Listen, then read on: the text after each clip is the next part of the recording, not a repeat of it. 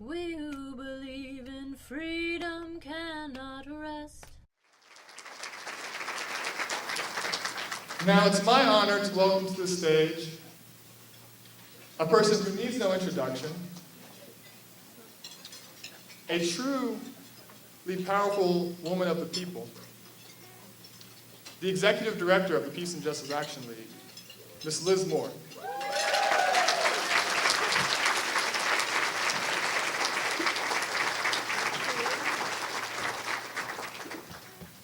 Well, I looked up at Devin, I thought I had to go up another stair, but I was already up at the top of the stairs.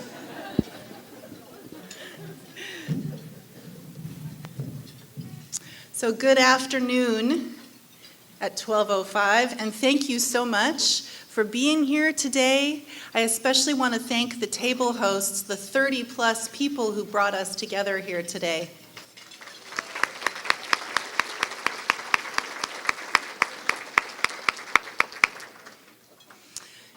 In the Peace and Justice Action League of Spokane, we know that everyday people have the power to accomplish extraordinary things together.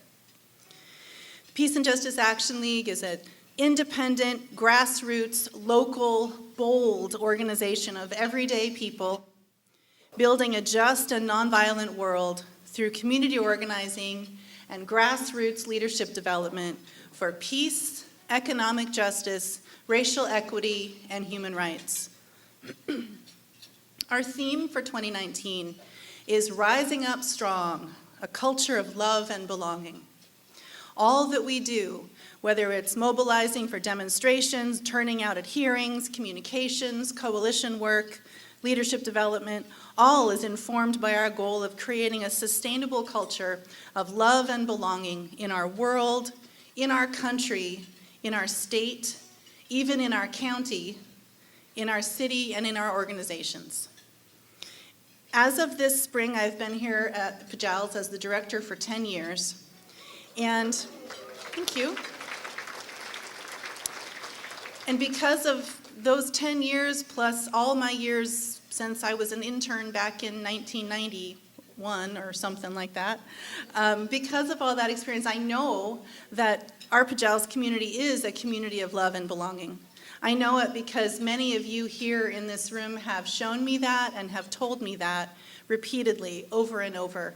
And it means the world to me to be part of this community with you all. Being part of this community of expanding love and belonging means we tell each other, you can count on me, and we mean it. To me, it is a sacred commitment that we make to each other. And that's not a word that I use often or lightly. It's a responsibility that we have to live up to, being in that relationship with each other. It's a serious commitment and a serious challenge. For me, it brings a sense of perspective, meaning, and purpose. Love and belonging bring us together to celebrate when we win, but maybe more importantly, love and belonging also bring us together when we fall short to help each other up so that we can fight another day. Our theme is inspired by researcher-storyteller Brené Brown, who asserts that the physics of vulnerability is simple. If we are brave enough, often enough, we will fall short. Rising strong is her term for what it takes to get back up after a fall, owning and learning from our stories of disappointment, failure, and heartbreak. When we want to show up meaningfully in the world, we will struggle and we will fall short. We will know, we do know, what it means to be both brave and brokenhearted. Brown says the ability to rise strong is a sacred practice because rising together means recognizing and celebrating that we are all inextricably connected to each other, whether we like it or not, by a power greater than all of us, and that our connection to that power and to one another is grounded in love, belonging, and compassion, not hate, not exclusion. Rising strong together gives us the power to write a new ending.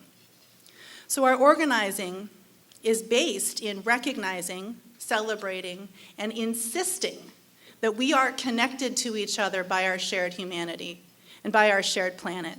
And through our organizing together, as we show up together and speak out together, we assert that our connection to each other is grounded in love, belonging, and compassion.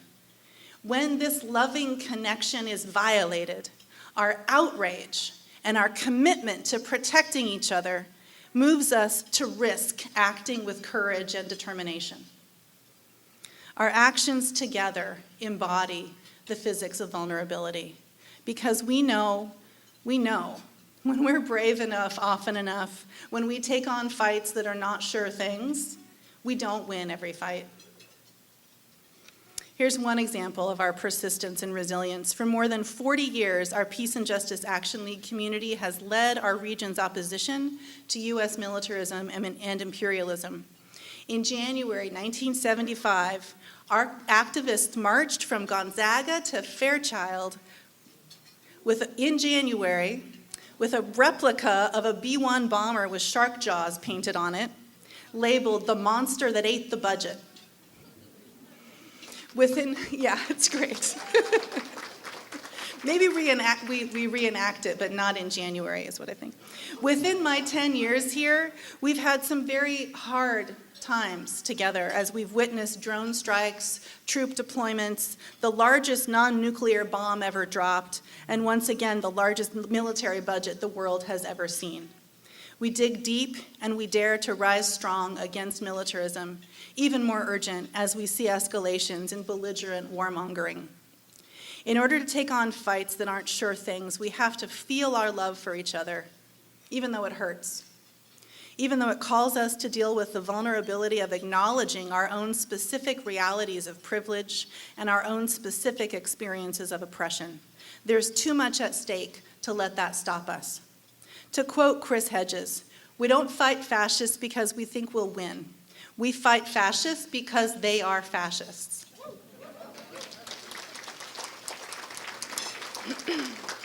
So in order to take on fights that aren't sure things, again and again, we must develop the willingness and the skills to dare, to fall short, and to rise strong again, individually and collectively, so that we can tap into our individual and collective power to dare again and rise again, and together create a new story with a new transformative ending.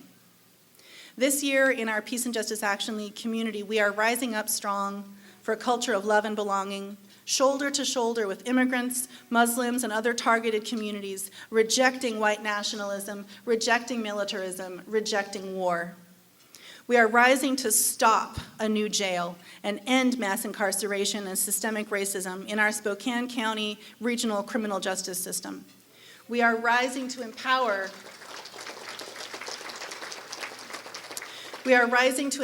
youth and everyday people as leaders through our Young Activist Leaders Program, our annual action conference, and other grassroots organizing workshops. So I want to invite you to recommit right now that we can count on each other in these fights and in the ones that will come, way beyond whatever happens in 2020. Looking at the faces of everybody with you at the table, would you say with me, "You can count on me. You can count on me." Thank you all. Really, this room gives me hope, and I really collect hope wherever I can find it. So thank you.